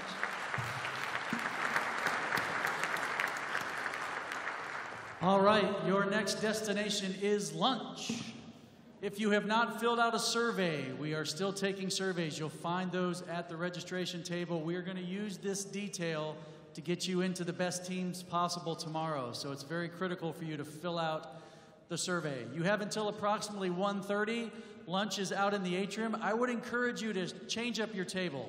Find somebody that you were looking to meet. Find somebody that I'm going to jump straight into it and just get a sense of what's been achieved today. Nena, I'll start with you. We started this morning with the president. He made his remarks. We heard from Joachim as well of the World Bank. We've had panel sessions and incredible workshops have taken place here today. What's your sense of the highlights of the day? Thank you very much. It's a great pleasure to be here, and we know that we stand between you and the dinner, so we'll try to make it worthwhile. To me, I've been coming to DFF events for years, but I think this is the first one that we are actually doing in Africa, on the ground, where all of the things that we talked about today need to be implemented. And for me, that was really very, very impressive.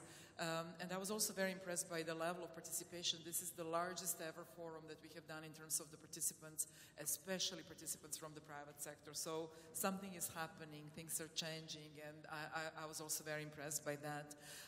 I obviously could not go to all the sub-sessions, but have heard from my colleagues who participated in many of them. The discussions were very rich and very encouraging. On a personal level, for me representing International Finance Corporation, private sector arm of the World Bank Group, what we talked about today was in a way a validation of our strategy. You heard earlier from my colleagues about the cascade approach that the World Bank is adopting, where we will prioritize commercial solutions first. You also heard about new tools. Private sector window is the one that we talked about, with 4 facilities that will help us de-risk private sector projects, so implement the cascade. So, but validation from you, whether you're government representatives, NGOs, or private sector, really means a lot to us. I also wanted to say that today was a day of talking about some opportunities, but a lot of challenges and risks, and I really look forward to tomorrow's discussions on how we are going to solve it. What we laid out today is clearly a strong role for the private sector in developing SDGs. You talked a lot about it in the morning panel. We know that we will need trillions of dollars, especially in Africa, to deliver SDGs, and we have 145 months only to get there. Hence the importance and the focus on the private sector. We also know that private sector is not always coming to some of the fragile and less developed countries because of the risk perception, but also some real risks. So it would be important as we go forward to focus on specific types of risks. That's what some of the subgroups were talking about, layering the risks and finding mitigants, because not every risk can be mitigated in the same way. So, and again, the highlights from today are de-risking instruments to bring private sector into some of these challenging situations, but coupled with building capacity, including training and project preparation, because the two come together. Thank you so much for that. Felix, brings me nicely to you, and the work you do already is intense, and you're working with a lot of businesses in Africa. When you look at the day that we've had, what for you are the highlights? What's most important? Thank you. It's very nice to be here with all these women. I'm the only man here. I'm lucky, and I'm trying to deserve it. Julie, I think today, the whole day, we agree on something. We agree that the private sector in Africa is the success of this continent largely depends on this private sector. And this private sector, what we say all the day, is facing a lot of challenging. And if you look at this private sector in Africa, it's mainly SMEs, micro and SMEs. So talking about these challenges, talking about the challenges that SME have to emerge. And what you heard today, you can classify in 4 categories. One, the quality of infrastructure. Second, access to finance, access to markets, not finance. Third, the business environment. And fourth is access to finance.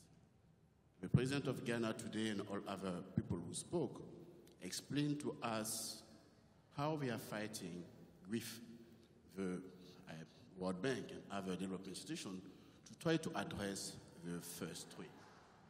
The biggest issue is now for the SME, how to access to finance. If you look at it, today the financing gap in Africa is around more than 150 billion USD. The public sector alone cannot do that. If you look at the budget, we are shrinking, so contribution of this public sector is becoming less and less when the need is growing exponentially. What can we do? Is to find a way to build the environment and be able to attract the resources of the private sector. I think the biggest lesson to learn today is the money exists in the continent. The resources exist in the continent. It's how to attract these resources. This is how instruments like us, the African Guarantee Fund, being the bridge between the private sector and the public sector, are very important. I hope we'll be able to discuss about it. But resources exist in Africa. How to get to these resources by killing these challenges. Thank you.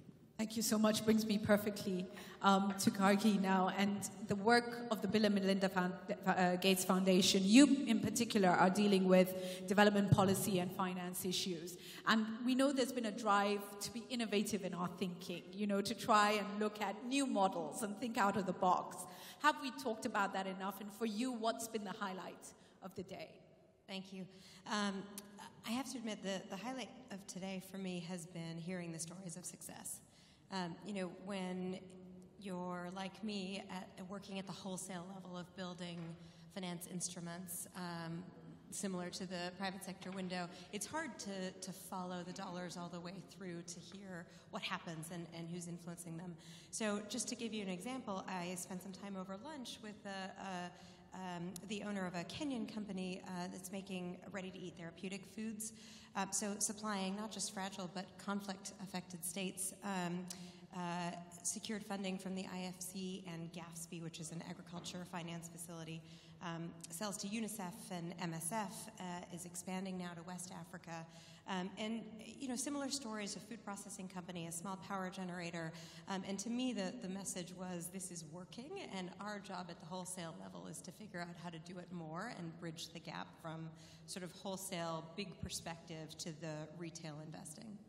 That's really exciting. And in particular, when you're talking about the food, the fact that we've been struggling with food coming in from outside to meet the needs of our communities, and now we're changing the situation. If you were to speak to the various stakeholders in the room, and I am particularly excited that we have such a good mix of stakeholders, what would you say to the different stakeholders? I would say that there is a role for every single one of us in contributing to solutions that we are looking for in Africa.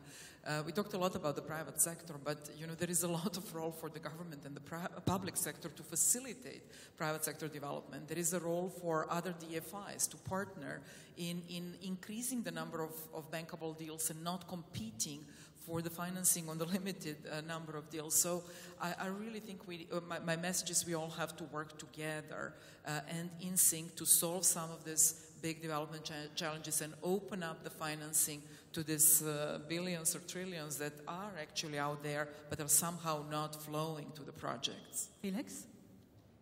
I think for me the most important thing here is to see how we can efficiently use this money of what I call public sector to build the capacity of our financial sector here to understand how to assess the type of risk we have in the continent, that's key, and build also the capacity of our SME people, how to access to finance. Capacity building is key. It's the only way we can reduce the perceived risk that we have in this continent and that will help to develop this sector. Thank you. Please. I guess I'd reflect on the group I am part of, which is the financing piece of this. And what I was encouraged by today, but I think we have more work to do on, is finding different segments of the market to serve. I felt in our conversations and the table breakouts, there's a kind of homogeneity to the things finance is looking for: deal size, investment climate, et cetera. So the opportunity to differentiate and take some risks is clearly there, and we'll need to get ourselves organized to do that better. Great, thank you so much. I'm going to come to the floor, and then we'll come back to the panel with views, because I really want to get a sense for you of what the highlights of today have been. Please put your hands right up if you want the comment. And maybe we could start with, I know the United Nations is represented in the room, and we had some discussions on the SDGs. Could we get a mic to the back of the room, please? Where is the mic? Yes, right at the back of the room. And we'll get a perspective from the United Nations. Do we have a mic? Oh, please come. Oh, come forward. Sorry, I see everyone indicating. Thank you. Thank you. Thank you very much, Sister Moderator. My name is Decima Williams, and I want to thank you, and I would like to thank Ghana and the World Bank for this fabulous session. It is my first visit to Ghana personally, so I'm very excited. But I'm here representing the Office of the President of the General Assembly of the United Nations, Peter Thompson, who, like me, comes from an island. And we are passionate about something we agreed to a few years ago, the Sustainable Development Goals. President Thompson took as his mantra for his presidency, which is 1 year, to push for the implementation of the Sustainable Development Goals, which covers everything, including financing, which is goal number 17, means of implementation. But also, governments adopted the FFD, the Financing for Sustainable Development, in Ethiopia, also in 2015. So I just want to make 2 points. One is on sustainable finance, that it is at the heart of the achievement of the Sustainable Development Goals. And we're very pleased to see the wide endorsement of sustainable financing and the conversation. In Africa, I think the estimates are that the bulk of the finance requirements for the Sustainable Development Goals in Africa is on infrastructure. And the conversation today has strongly reflected that. We have been having sessions at the UN ourselves, and will continue to do so. Later this year, in July, the UN will receive 6 African countries who will come to give their reports on the high-level political forum, and we'll talk about what they're doing. So to endorse the sustainable financing, blended finance, impact finance. And lastly, I want to say that we are continuing to have events. I want to make a little pitch for a big meeting we're having at the UN for the whole of next week, the World Conference on Oceans, where a lot of African states find their livelihoods, and there is a whole financial market emerging there. And lastly, Madam, I think, as I've been saying, that the Sustainable Development Goals belong to all of us, and we want to have champions around the world, particularly in the public spaces in Africa, and I think you are one of those persons. Thank you. I heard you this morning talk about the 500 schools that you are campaigning the SDGs. So I would like to pin you now or later. Now is fine. Thank you. Thank you. Very quickly. Yes. And so, thank you very much. Encourage you all to campaign them. We have 13 years to go. You are now pinned to the SDGs as a champion. Thank you so much. Thank you so much. And you know, it's worth noting right now that the World Bank itself has taken the SDGs as a key agenda. I can tell you that the Kenyan government has incorporated the SDG agenda into performance contracts. And so, you know, I think the agenda is moving along. If I could come to, yes, gentlemen here, please go to the mic. Can I see more hands? The lady as well. Please make your way to the closest mic. On this side, anybody? Not yet. Thank you. Please go ahead. Okay. Thank you, Julie. My name is Frederick Muya. I'm Secretary of the Jobs for Africa Foundation. So what do I take home from today's discussion? I think it's the Minister of Cote d'Ivoire this morning who said that the greatest priority for African governments is jobs for the youth. And Africa has been a continent of contrasts. We've been talking about the African growth story. But how come every year, and these are IOM figures, 5,000 young, energetic Africans drown in the Mediterranean as they look for opportunities in Europe, when there are so many opportunities in Africa? And that's why we've created the Jobs for Africa Foundation. It's a private sector-led initiative by African employers. We've been joined by African trade unions and African governments very recently by the African Union to say we need to work together to do three things. The most important, and it was said today, jobs will be created by the private sector. Private sector development is key. Second, skills building and employability. And thirdly, because we are people working in labor market, making sure that you have well-functioning labor market institutions. I thank you. Thank you so much. Opportunities, absolutely critical for African youth, and capacity building, one of the issues that we've been highlighting. The lady over there, please go to the mic. Thank you so much. Can I see other hands? Yes, and you as well. There's a mic on that side of the room. Thank you. Thank you. My name is Valnora Edwin. I'm from Sierra Leone. I work for an organization called Campaign for Good Governance. It's not a business entity. It's not a foundation. It's a civil society organization, and that's where I'm coming from. Since the conversation this morning and when you were asking the panel about the stakeholders, I have not heard anything about civil society organizations, especially advocacy organizations. I think we definitely have a role, but it would be helpful if we can hear from them how they think we can support them in achieving, in unleashing private investment in Africa. Thank you so much. Excellent question. Thank you. Please to the lady. Hello. Thank you very much. You need to speak a little bit louder so that we can, yes. Thank you very much. My name is Doris Myers from Liberia. I'm the founder of the Liberians Encouraging Students in Science and Technology.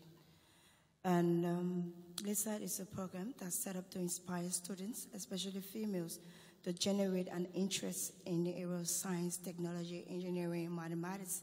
Like in Liberia, we had 14 years of civil war. And since the inception of the civil war, the country has suffered serious setback as it relates to manpower to contribute to the national development. Talk about technicians and scientists to perform technical and scientific tasks in the country. So, but we have this for 5 years since this institution have founded. We have problem with funding. When we go to our government, the government send us to donors. We go to donors send us back to the government. And we can't just get funding because donors will say we have a bilateral agreement with the government. And it is the responsibility of the government to work with grassroots groups. This is my second time to this event. I was in Dublin last year, and I cannot get any redress. There's nothing here for not-for-profit. I just hear people talk about $1 million investment in businesses. But we work with students from the slum communities, and they cannot pay for anything. They cannot pay for mentorship. So we have to start from the grassroots because they are the future generation. Those people that are there in government, they may be focusing on themselves and they're really not looking at the grassroots. So we want to help the government to eradicate this chronic poverty in Liberia. How can we help? And we stand up among the crowd. So when I go back and come from this big conference and go back, people are like, oh, you're from the World Bank. So what news have you brought? Right. You know, so we really want answers from here in terms of funding. Thank you. Thank you so much. So let me bring those to Let me bring those to the panel. So a really good contribution made on the jobs issue, which obviously is very important. Let's come to the next two. And I think it's the role of civil society organizations, and the whole idea of the bottom-up approach and the work they have to do on the ground. And it's immense. Yet there are challenges towards accessing funding. There are challenges towards sustainability of many of these organizations because funding is reducing in many ways. What advice would you have for the ladies who've spoken up? And I'll start with you, Nena. I would just like to reiterate that the role of CSOs is extremely important in the way how the World Bank Group operates and how we shape our strategy and how our projects also get, reviewed, and we constantly engage with civil society. We have biannual meetings. We did a lot of outreach with Axel and others also on the private sector window. We try to bring that view also in, and that's absolutely very critical to maintain that relationship. I think it's very hard to talk about very specific issues at the country level or a project level, but I think that we have to work in the local content by leveraging different stakeholders for the role that they can play. And maybe we can use tomorrow, as we are kind of going more into a solution space, to think about ways how some of these issues can be resolved. I don't want to say anything general here because I see a role for grants. At a certain level, I see a lot of role for technical assistance as well.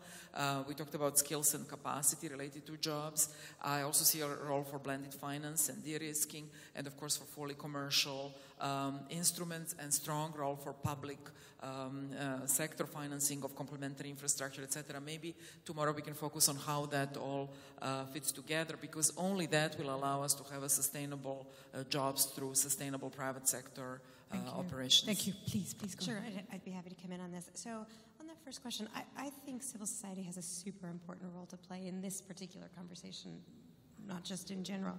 And that is probably in making the enabling environment piece of this an issue that matters. So, we, in all of our sessions today, did some hand-waving about how, one of the risks or the constraints is the enabling environment, good governance, predictability, et cetera.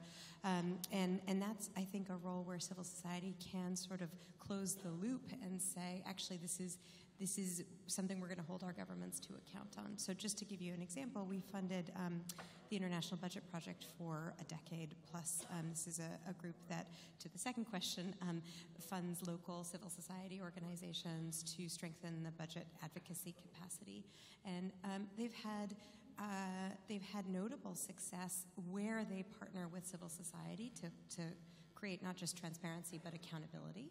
And now we're at a stage where the IMF includes budget transparency as one of its indicators of kind of health and governance, and the bond markets take that seriously. That's a success story that we should be looking to replicate. Right, for the young lady from Liberia, you can sense her frustration. She says, we do work on the ground. I come for these meetings. I go back and they say, so what have you brought? What advice would you give civil societies in terms of how they can strengthen themselves or build capacity to be able to access some of these grants? What advice do you have? Yeah, I'm thinking of intermediaries without knowing anything more than what I just heard. If you imagine similar to Nena's problem, she's going to have to find a way to intermediate a $2.5 billion facility to much, much smaller investment. She's going to need to partner with local banks or a fund in the middle. And the same is true for us with civil society. If we're spending significantly less than that, but if we're trying to place $500 million in civil society around the world, it's very hard for us to do that in a retail way. So we go through organizations like IBP or others, and I'd be happy to follow up offline on what those intermediaries are. Thank you so much for that. Felix, your thoughts? I think one of the best ways to help the civil society, especially on post-country, post-war country, is to see how we can use our CSR responses to help them. And we do that African Guarantee Fund to see how in countries like Liberia, Sierra Leone, and some other countries, we help them. We build their capacity to know how we can play their role of advisor of some government body, government, even some private sector association. We build their capacity to be a good help. And we do it in Liberia. I can talk to this lady after, and in Sierra Leone also to be able to do something. Excellent. So please, the lady from Liberia, where are you seated? Please meet with Felix after this and get some direct advice from him. So moving into tomorrow, I really want your final comments. It's been a long day. I think we have already kind of shared our expectations. But moving into tomorrow, at the end of the day, what are your hopes when we come out of this forum? What are you really hoping we will have achieved? And I'll start on that end this time. Sure. Well, I always come to these things hoping to leave with one big idea. So that'll be my expectation for tomorrow. I think today was a lot of scene setting and problem describing, and let's get to work tomorrow on some innovative solutions. You did say you've shared some great stories from today, but if there was one big idea from today, you introduced it. So if there was one today, what's the big idea for you? Oh, it's certainly that this is possible, right? We need to find the way to intermediate from the big wholesale financing to solve the individual problems and possible businesses that we're seeing. Thank you so much, Felix. I think what I would like is, out of this session, is there are too many initiatives, good initiatives in Africa trying to help the private sector to play its role, but no coordination. If we can, World Bank or another institution can harmonize all these initiatives for more efficiency, I think we get to somewhere. Thank you so much, Nena. Thank you. To me today, we were very aligned. I mean, I felt that there was a lot of consensus on everything, whether we talked about opportunities or we talked about constraints. I think success tomorrow would be perhaps maybe to start challenging a little bit different stakeholders like we just started talking about, and maybe even having some contradictory views, so that we push ourselves towards the end of the day, either to have one new big idea, or I personally would like to go away with a few projects or programmatic approaches that we can follow up on and perhaps package some financing and advisory services around this. It would be nice to have something specific to go back home with and also follow up on as we go forward. That's encouraging. So you want some concrete projects that could start to make a difference. That's amazing. I want to thank you all. It's been an intense day, and it's amazing that you've stayed through it.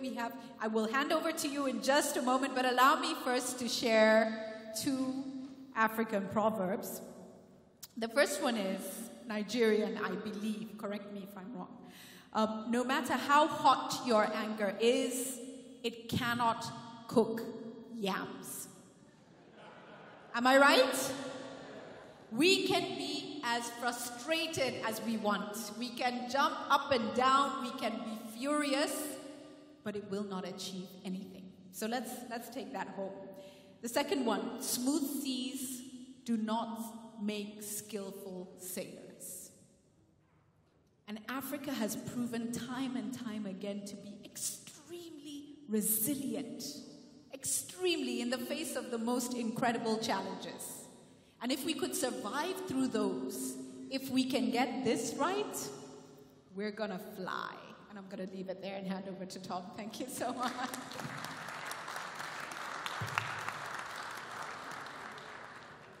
All right, what you just applauded for a moment ago is exactly where we're heading tomorrow. We're looking for real opportunities linked to the right tools and making the right connections to move this forward. So that, hopefully, is enough of an incentive for you to come back and spend more time with us tomorrow. You'll be toe-to-toe and shoulder-to-shoulder with hopefully the right people. We have taken all of the data that you supplied to us. Overnight, we will be constructing teams of what you have to give versus what you have to offer. We'll be putting teams together according to the sectors that you indicated, and our hope is that you come pleasantly surprised in the morning and will be seated with people who are actually able to help you move projects forward. And as Nina said, if we can get to the end of the day tomorrow with a handful of opportunities that are linked to tools, that are linked to the right people, we will have done some good work here over 2 days. So your reward for your hard work today, and sincerely appreciate all of you who stayed very actively engaged.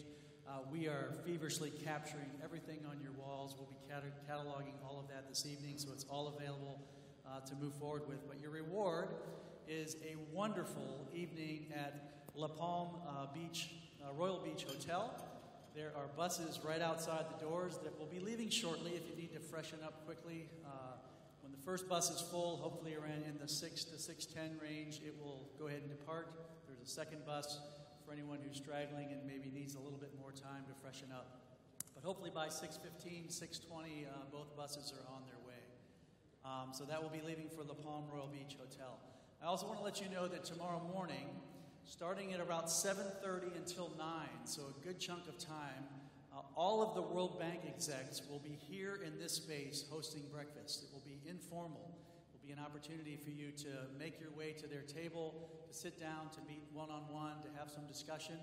So a whole hour and a half dedicated to that. If you want to come and stay the whole time, you will have probably met everyone. So I encourage you to take advantage of that time tomorrow. The formal program will then kick off at 9. So once again, buses are right outside these doors, 6, 6:10, the first bus will leave, maybe 6:15, 6:20 as they fill up. You'll be heading for La Palm Royal Beach Hotel. Enjoy yourselves, dinner, drinks, music. It should be a wonderful occasion to continue networking and also to just relax and take a load off from the long day's work. We'll see you back tomorrow morning, 7:30 to 9, informal breakfast, and then the program kicks off at 9. Thank you again for all of your attention today.